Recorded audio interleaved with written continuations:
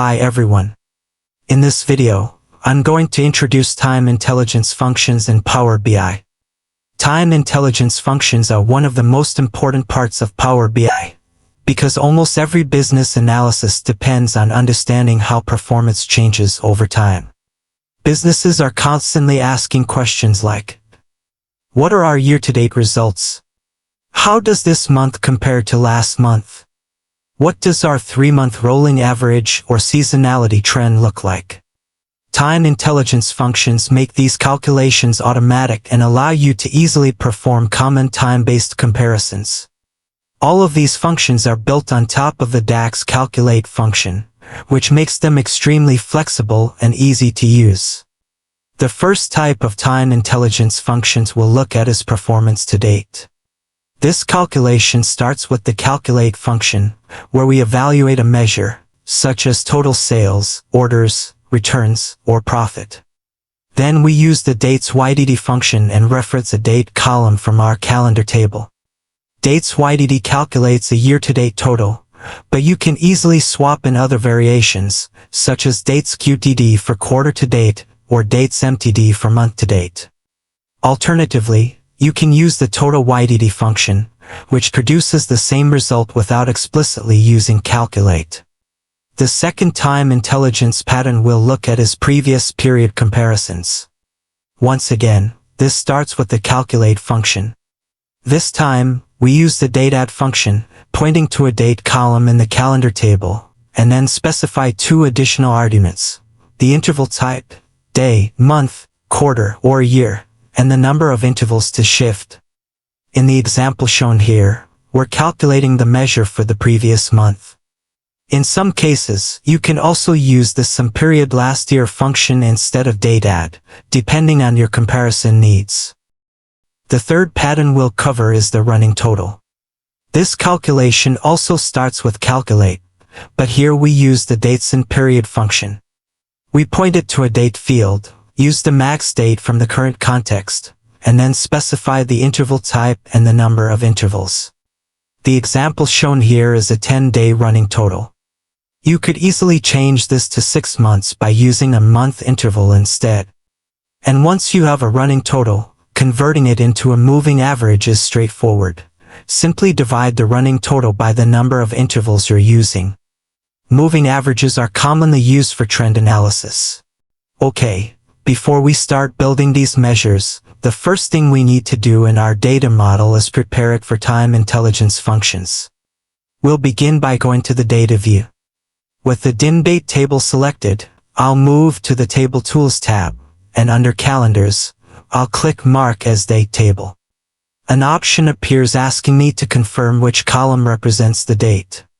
Power BI will inspect the table and look for columns with the date data type. In this case, I only have one date column, so I'll select it and click OK. At this point, the engine validates whether this table qualifies as a proper date table. The reason we need to mark a table as a date table is because Power BI's built-in time intelligence functions, such as dates YDD, SumPeriodLastYear, and total YDD, require a continuous date column with no gaps. A table that is explicitly marked as a date table. A proper relationship from the fact table to the date table. Now that our model is ready, let's start building some of the time intelligence measures we mentioned earlier. The first measure we'll create is total year-to-date sales. I'll go to the orders table, right-click anywhere in the table, and select New Measure. The formula bar appears with the default placeholder, which we can remove since it simply indicates that we're creating a measure. Next, I'll name the measure total YDD. Although we could use the total YDD function here, we'll build this measure using the calculate function instead. In the first argument, I'll reference the total sales measure that we created earlier. Then, for the filter argument, I'll use the dates YDD function and point it to DIMDate date. Once I press enter, the total YDD measure is created. Now let's see how this measure works in the report view. On the existing matrix that shows year and month against total sales, I'll drag the total YDD measure directly underneath total sales. You can see that it's working as expected. In the first month of the year, total sales and total YTD are the same. In the second month, total YTD adds the first 2 months together. The value continues to build month by month until the end of the year, and then it resets when the next year begins. To make this behavior even clearer, I'll open the format pane and apply data bars to the total YTD field. This visualization clearly shows how the measure accumulates over time, resets at the start of a new year, and then builds again. If we change this measure to total MTD sales and broke the data down by day or week, you'd see the exact same pattern, just at a more granular level. Let's go ahead and keep cruising forward and add another measure. This time, we're going to calculate total sales for last year. I'll right-click on the orders table and choose New Measure, and we'll name it Total Sales LY. To build this measure, we'll once again use the Calculate function. For the first argument, the expression, we'll reference our existing total sales measure. Then, for the filter argument, we'll use the Sum Period Last Year function and point it to date. Press Enter, and the measure is created. Now let's bring total sales LY into the report. I'll drag it into the matrix directly beneath total YTD, and you can see that the correct values are displayed. With total sales and total sales LY side by side, it becomes very easy to calculate year-over-year growth, which is a key KPI for comparing current performance to past performance.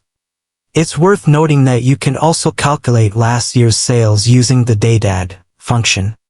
The logic is the same, calculate, followed by the expression, but DAX requires 3 arguments: the calendar date column, the number of intervals, and the interval type.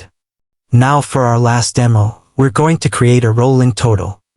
I'll right-click again and add a new measure. This time, we'll create a 10-day rolling sales measure. Just like before, we'll start with Calculate, and reference total sales as the expression. For the filter, we'll use the Dates in Period function and point it to date. This function also requires a start date, which we'll define using the max function on date. After closing the max function, we add the final 2 arguments, the number of intervals and the interval type. Since we want a 10-day rolling window, we'll use -10 as the interval value and day as the interval type.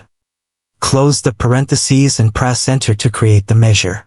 I've already created a visualization showing total sales by date. When we drag the 10-day rolling sales measure underneath total sales, you'll notice that on the first date, the rolling value matches total sales.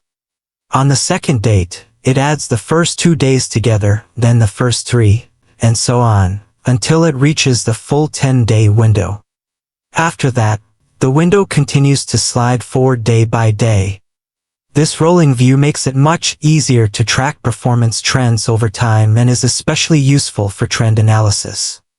So that wraps up our introduction to time intelligence functions in DAX.